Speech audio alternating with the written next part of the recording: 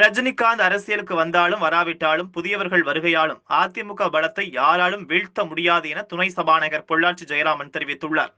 பொள்ளாச்சி அருகே உள்ள வடச்சித்தூர் கிராமத்தில் அரசு உயர்நிலைப்பள்ளி வளாகத்தில் சட்டமன்ற உறுப்பினர் நிதியிலிருந்து 50 லட்சம் செலவில் புதிதாக கட்டப்பட உள்ள கலையரங்கம் கட்டுவதற்கான பூமி பூஜை நடைபெற்றது. இதில் சட்டப்பேரவை துணை சபாநாயகர் பொள்ளாச்சி ஜெயராமன் கலந்து கொண்டு பணிகளை தொடங்கி வைத்தார். மேலும் புதிதாக கட்டப்பட்ட கூட்டுறவு சங்க கட்டிடத்தை திறந்து வைத்தார்.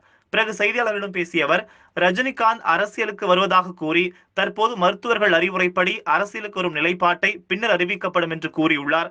அவர் அரசியலுக்கு வந்தாலும் வராவிட்டாலும் அதிமுக அதை பற்றி அக்கறை எடுத்துக் கொள்ளாது என்றும் 2021 சட்டமன்ற தேர்தலில் யார் எதிரே வந்தாலும் போராடும் வலிமை அதிமுகவிற்கு உள்ளது என்றும் தேர்தலை சந்தித்து 200க்கும் மேற்பட்ட தொகுதிகளில் வெற்றி பெறும் அதிமுகவின் பலத்தை யாராலும் வீழ்த்த முடியாது என்று நம்பிக்கை தெரிவித்தார். திரைப்பட நடிகர் திரு ரஜினிகாந்த் அவர்கள் தன்னுடைய உடல்நிலையை பற்றி மருத்துவர்கள் கூறியிருக்கிற அறிவுரைகளை பற்றியும் அந்த வந்திருக்கிற தகவல் உண்மை, ஆனால் அந்த கடிதம் நான் அனுப்பப்பட்ட கடிதம் அல்ல என்று சொல்லியிருக்கிறார்.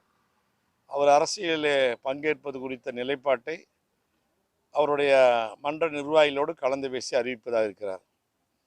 அவர் வந்தாலும் வரவில்லை என்றாலும் அனைத்து இந்திய அண்ணா திராவிட முன்னேற்றக் கழகம் அதை பற்றி எந்த வகையான அக்கறையும் எடுத்துக்கொள்ளவில்லை.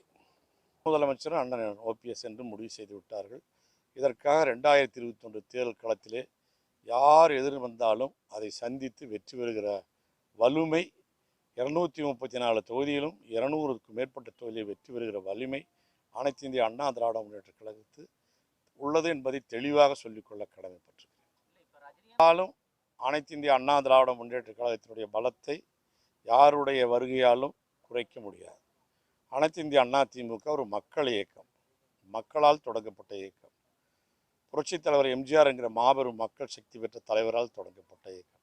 100 ஆண்டு காலம் அம்மா அவர்கள் சொன்னதை போல இந்த ஆட்சி தமிழக மக்களுக்கு சேவை செய்யும்.